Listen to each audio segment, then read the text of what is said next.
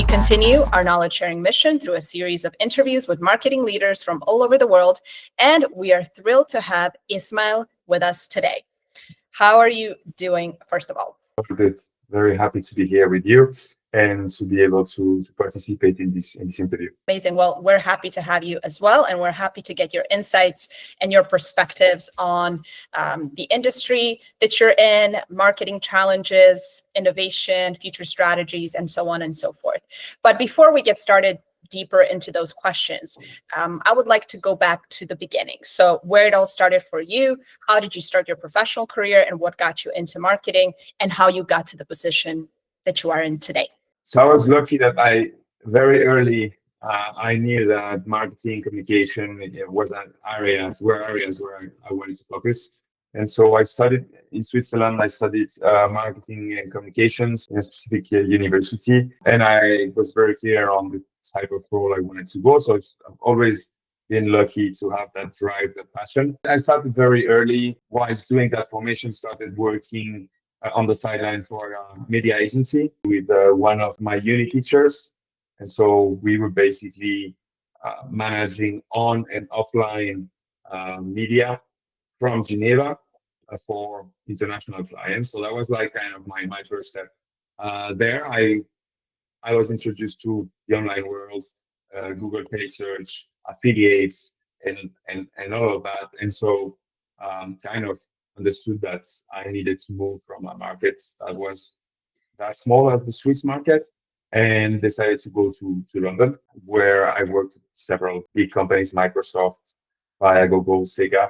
And there I understood what the digital world was about.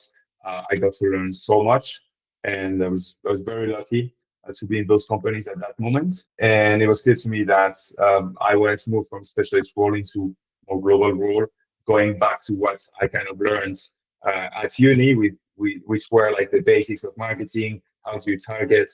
How do you segment? How do you define goals outside of just like measuring clicks, net revenue, return on investment, which was very useful to enter the space. But then I wanted kind of to go broader. So if I had to give an advice to younger people, is if you have drive and passion, you're lucky. Just take an advantage of that. The second is, if you see a wave, just ride the wave. In my time, it was Google paid search, which was just like starting. And so AdWords is the father of so many marketeers. It was mine, so the wave. I was lucky to be at the right spot, took advantage of it. And then once you become very specialized in this type of area, we call having T-shaped careers. So it's very specialized in paid search, and then went to understand what affiliates were, what newsletters were, and so started understanding all the dynamics between branding, acquisition, retention. And then obviously the other advice is, once you have the wave, ride it, understand, broaden your scope, and then find an opportunity where you're going to be able to touch all those areas. I advise to go into a smaller company, maybe a startup, where you can touch and work on all those challenges and areas, right? That's how you learn, really. Like, a lot of people think about improvement in their career through courses, but I think learning curve nowadays, with all the information there is on the internet, is about reading, is about seeing stuff, and it's about doing and learning. That's awesome. And I love what you said, especially when it comes to startups, giving you a great opportunity to touch upon different departments and have different oversight and overview into that. Can you elaborate more about maybe how has your also international experience, living in Switzerland, living in London, working with different people from different backgrounds, helped you and shaped you to become the leader you are today? I'm lucky that since I was born, I'm raised in Switzerland, family from Spain, so father from Argentina. So I have this international mindset already in myself. I was lucky enough to be traveling a lot when I was young. So I think that's also a good start. But having this international view, speaking several languages, is also very helpful for anybody to be very empathetic and understand culture and meaning of words. You don't say thank you in the same way in French than you say it in Spanish, than you say it in English. And even in English, you don't say it the same way when you're in the US or when you're in London, right? So that understanding those differences and some similarities as well shape you into trying to find the way to communicate with people, right? It's not only about culture and language, it's about personality. You have different personalities. And so when you have to deal internally, whether that's with your team or with other stakeholders, you understand maybe how you need to communicate with that person and how that relationship can bring success to the whole company, right? The other way, I think, being having had international helps you is understand differences in consumption and in markets. You see very different consumption trends in different markets. And the good thing about having worked in London is I was foreseeing in one of the companies, I was foreseeing 12 markets. And so from Russia to Spain to Sweden, you would see differences, different patterns. And so when you are in your career, you understand that you need to adapt a strategy. Nowadays at Civitatis, for example, we focus on Latin America, we focus on Spain, Italy, France. We don't have the same strategy for every market. Absolutely. And I think that really makes you have this holistic approach and also bring all the puzzle pieces together. Because as a CMO, you're not only, like you said in the beginning, you started as a specialist, right? So that's one piece of the puzzle. But as a CMO, you're looking at the whole picture. So you're looking at all the pieces and putting all the pieces together. So I believe that's why you are where you are today now as the CMO. And that's what probably makes you very successful at what you do. Now, also, you talked about challenges dealing with different people. We all know that. Sometimes the biggest challenge can be dealing with people. But I want to take it further than that and maybe relate it more so towards marketing. What are some of the biggest challenges you are currently facing, or you think as a whole Civitatis maybe is facing, or for a future strategy, and how are you approaching it? Marketing at Civitatis here is we have 6 teams, and so every team has their challenge. I was not going to tell you about all the challenges, and we focus on the main big ones for marketing and for the business. From the 6 teams, we have like 2 that focus a lot on B2C, right? Customer acquisition, customer retention. Here, the challenge is obviously seeing the AI evolution, and there are a lot of question marks, right? Around what's going to happen with search, what's going to happen with content creation, what's going to happen with creativity, how do you engage with those people? Do people consume brands in the same way if they interact with an LLM, with an AI tooling such as ChatGPT, Perplexity, or others? Being ready to adapt very quickly is going to be a key differentiator and a key factor of success. And so, yeah, trying to get ready for what's coming.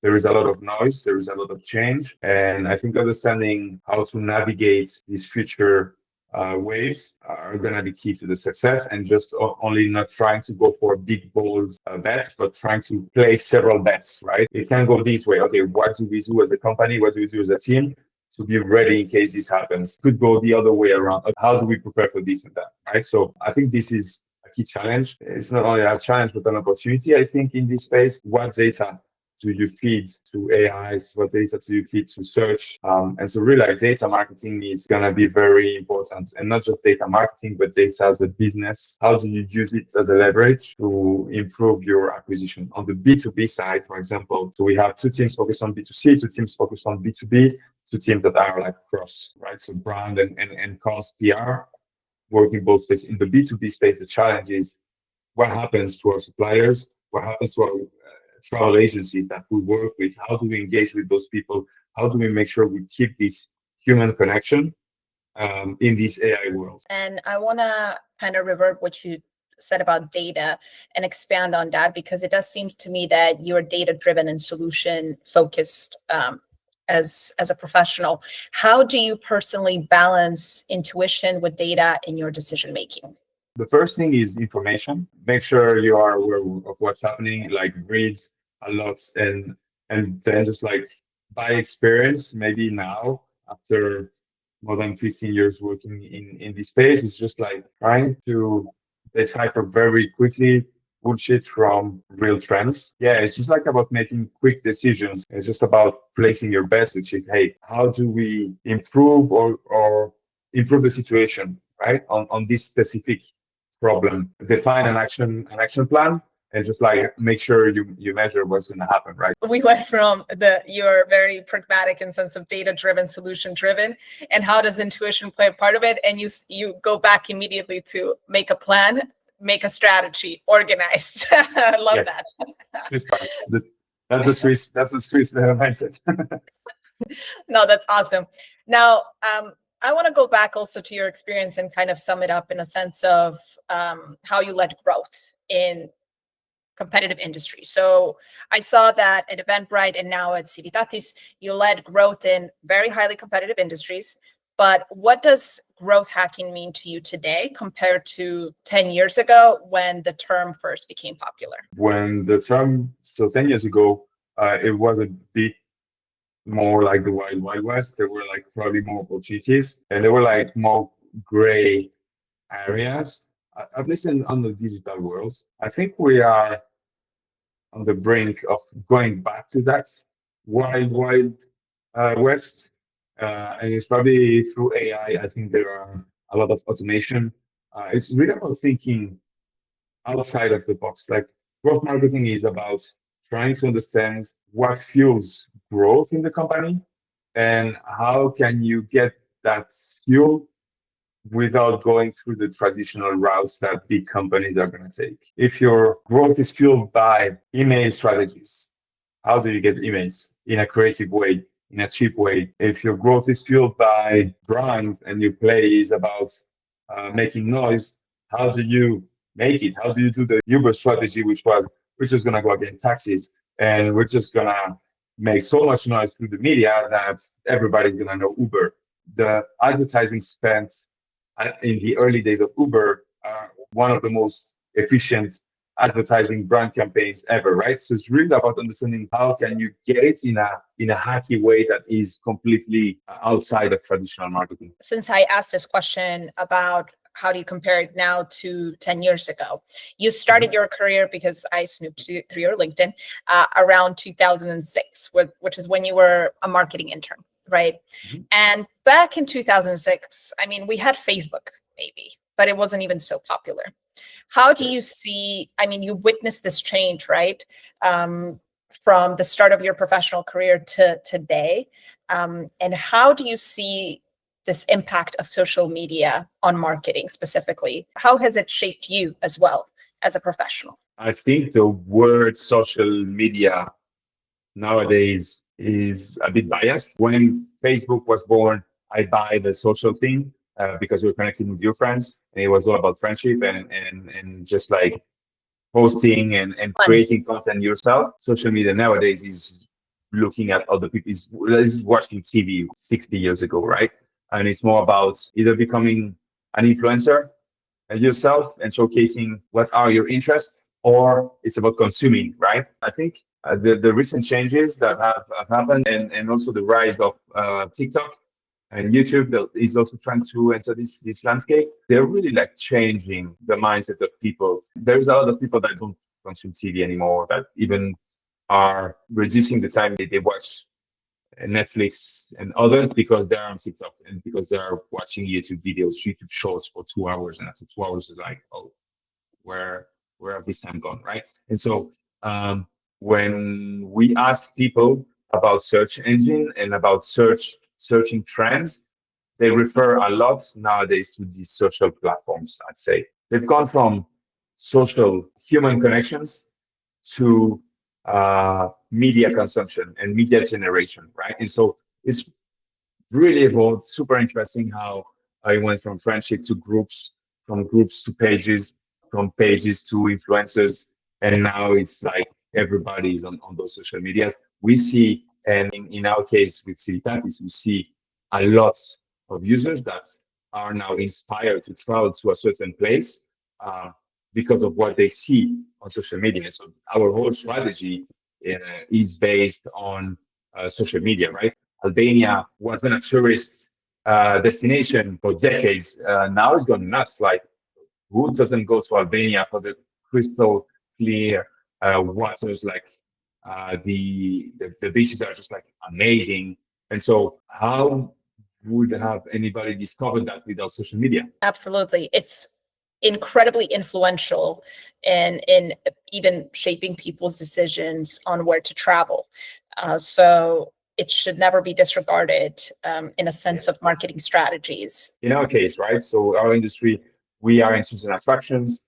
We care about the traveler. We want to fill their trips with very useful content, right? It's not about going to Rome. It's about living Rome, right? It's about eating at the right place. It's about entering the Colosseum. I've done 7 times to Rome in my life. 6 times I've entered the Colosseum by myself. Last time I went there with a guide. They explained me everything. I knew everything about those, what I thought were like rocks and how it was built and why Emperor X took these from the city to rebuild, etc., etc. And so it's not about going to Rome, it's about living Rome and understanding the history, the heritage, the culture, and the current life. And there isn't a better place to share this as social media. I can write a post about it. I can write a paid search ad on it. I can have an amazing landing page. But what people really want to see is the 30 seconds or the 2 minutes video where they're like, oh, I need to go to Rome. Exactly. And now, looking ahead, what new marketing trends do you believe will be especially important for marketplaces in the next, let's say, 3 to 5 years? I think AI, as I was saying earlier, making sure you are on the picture and you're in that landscape. That's the first. Second is betting a lot on brand, using the social media just to be there, to be in the conversation. And being in the conversation, a lot of times when we speak about social media marketing, a lot of people are just thinking about paid social ads or a video that you boost with paid. It's like it's a whole universe. You need to have communities. You need to have influencers. Influencers, that's not just one group of influencers. You have like top tier influencers like brand ambassadors, hugely followed, that really are in line with your DNA as a company. But you also have the person that has 1,000 followers and that has a lot of engagement and that brings your brand to earth, right? That makes it very accessible and organic. You have contests, you have obviously videos, you have users sharing their stories, their content. And so it's like a huge beast. And I think we're still very early in those days. AI is going to change content generation. So there are going to be opportunities there as well to scale the business. AI has been a hot topic for the past 2 years, and it's not going away anytime soon. And it's definitely shaping the industries in such a speedy way. It's going to be interesting to look at what happens in the next 5 years and how quickly things will evolve. But also, I think you mentioned this in the first place. For my first question, human touch is incredibly important. So absolutely, this control over AI is also very extremely important. The quality control, right? Making sure you have the basics right. Making sure you care about your customer. We have Civitatis, for example. We are a marketplace, we're a curated marketplace. And so if you go to Rome, you're going to have 3 Colosseum tours. We have a team of people that make sure that the inventory we have on the platform is the best inventory. We don't want to flood people with 1,000 different options for the Colosseum like other players would do, other open marketplaces. So, and why we do that is because you're going to Rome, you have 3, 4, 5, 6 days. You've got already 100 different things to do. If for every option I give you 1,000 options, you're going to spend 2 months planning your trip, right? So just making sure you understand the user, make it simple for the user, make it worthwhile, and make sure that the experience, the product, the service is top notch. You can spend millions on marketing. If the product, the service isn't 10 out of 10, it's not going to work. And now for my final few questions that I have for you. Unfortunately, we have to wrap it up soon, but we can also do this another time as well and dive even deeper. It would be a pleasure. I want to take it back to you personally, because I saw you describe yourself as passionate about sports and building teams. How does sports inspire your leadership style, your leadership philosophy in business? I think everything I am as a leader, almost, is based on sports and how I understand sports, right? So I played a lot of team sports. I also played some individual sports. So I think team sports, it's all about the team. And obviously you're going to have leaders, you're going to have workers. I think for a team to work, everybody needs to understand what their role is at that time. And also you need to understand that everybody needs to run for the team. If you're in a hard moment, you're in a defense play, everybody needs to run all together. You can be the best player in the world, you need to help. Offensively, the same. Everybody needs to know what they can do and how they can bring something to the team in a positive way. You also see times where, well, this guy was amazing last year. This year he isn't amazing. What's happening? Like, does he have like personal problems? Is he in a bad shape? What's happening? So caring about your teammates and understanding that things move, things change. I think is important. It's also about understanding who your opponent is and how you can beat the opponent. Understand the enemy. Yeah, exactly. You're playing against the market, you're like for the consumer, but like how as a team can you better adapt to that situation? In terms of team, I think it's really like gave me empathy. It gave me understanding about potential. You can have somebody that has been doing a work for 5 years and then have a junior come in and you're like, oh, this guy is going to take over in a year, this other person. How do I make sure I give this rising star that has a huge potential, the capability to grow internally versus just like cap this growth and have that person, brilliant person potentially to just go and do it at another company. And which sports, by the way, you never specified? I mean, I'm assuming football. Football, a lot of football. And then I played tennis, I played paddle now more than ever. I played street hockey when I was younger as well in Switzerland. I played tennis table. Amazing. I'm not going to dive deeper into sports anymore. I'm going to let you off the hook for now. But last but not least, I would say maybe what advice would you give to somebody who's an aspiring CMO and who wants to grow in a startup environment or a big company environment and eventually lead in a global role like yours? You need to have 3 things in mind. Like once you're already a specialist in something, be curious and try to broaden your scope. Like this, have this T-shaped career. Try to learn from other areas. Be a good people leader. Like you won't be a good CMO if you don't have a good team. And so try to understand what are the strengths and weaknesses of your teams, and be sure that you lead by example with that team. Right? It's not about telling people what to do. It's about like showing people what you want to do and be empathetic, right? Be a very good like specialist in this T-shape, be a very good people leader, and try to inspire people. Like if you don't inspire people, it's hard for them to just like believe in the goals you're setting or the vision you're setting. Well, Ismael, time's up, but I would like to thank you for this productive interview. It's been a pleasure for me, at least. I've learned something new. I will take this advice at home, and whoever will be watching this, hopefully they take it as well. And let's do this again sometimes and maybe dive even deeper. Thank you so much, Joanna.